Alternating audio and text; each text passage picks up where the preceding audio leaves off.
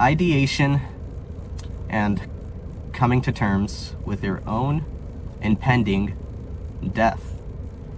There's a good distinction to be made between both states of mind, and I'm just speaking as a college student with hardly any life experience whatsoever. But I've been both in the former and the latter in terms of my life, or thinking how I should just cease to exist, since, none of us asked to be here. Like, we had no say in, being brought to life, being brought to conscience, being sentient. That wasn't our decision. It was our parents. And it just keeps going on and on, since their grandparents are the ones behind them, and then their great grandparents are behind it all, and it just keeps going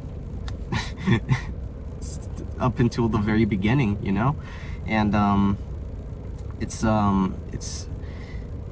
up to you to determine whether it's more of a curse or a blessing. And I'll be honest, I'll be upfront and say that it has been a curse. Well, I determined it to be a curse through my own eyes.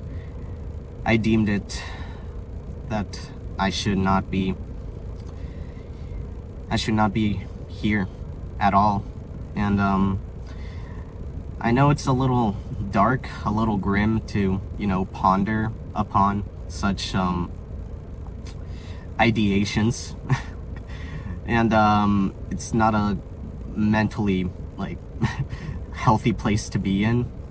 Just you just become a repellent for other people, which is probably why I have little to hardly any friends, since being a negative Nancy has been sort of a defining characteristic of mine for far too long. And just because I say that, it doesn't really mean that you should go out of your way to be like a positive, cheerful person for the sake of it. You can't, I mean, sure, you're being happy, quote unquote, but I don't think you can really say that putting on a facade for the sake of, getting attention, validation, whatever from other people is gonna it's gonna bring you satisfaction, or at least the right, form of satisfaction or fulfillment. Since you're putting on a show, you're not being genuine with your expressions. And when you do feel happy, like truly actually happy, then that feeling becomes significantly cheaper as a result from all the fake happiness that you've displayed whenever in the presence of other people. So that is ideation, which is just wishing for death to come knocking right at your door. Just that there is a term for it. What was it? It's like those urges you get. It's like a thought. It's a thought.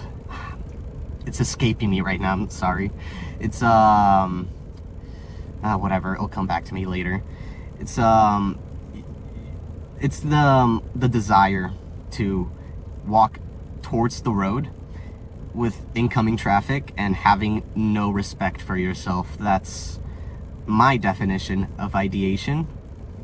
And then there is coming to terms with death and being content with how instantaneous death is. And it's troubling because our spans, our time, our sentience is far too limited, at least for my liking, because I would really like to wish more, or I would really like to live more than just, the typical life expectancy of 80. I would, preferably live forever, Like, you know, immortality, I mean, it is a curse, right? But like, the only reason it's a curse is because you're being selfish. Well, in a hypothetical, you're the one that's being selfish with the immortality. If the immortality applied to everybody that desired it, because there are some people that don't want to be, you know, to live forever, because I don't know, I guess they just want, who am I to theorize about what they want? But I'm speaking about me and what I want. And that is what I want. I just want to live for as long as possible, and to do it with the people that that matter to me most, which is obviously friends, family, yada yada. So I do wish to live, but I also have to learn, or I have to come to terms with the fact that I'm not guaranteed to to keep on going, because it's this society, this world is just, it's cruel, obviously. I mean, that's a no-brainer. It's just the truth, since I can just out of the blue spontaneously have some random dude like go full Grand Theft Auto mode on me and be like, you know, just mug me or stab me or shoot me for no good reason whatsoever. And just like that, there's no do-overs. It's just, I'm dead. That's just one example of the many countless ways that I could just go out and cease to exist, at least as far as we know it in this earth. But why is this the topic of discussion for today's entry? And that's because I'm just I'm terrified, you know, like well, hopefully everyone else, because I believe everybody should be scared of death. But even though we should be scared of it, we still gotta, you know, accept it as undeniable, because to deny death is to deny life. I feel so cringe being all philosophical like this, but it's gotta be this way, you know, since we're limited. we're not infinite. We're finite.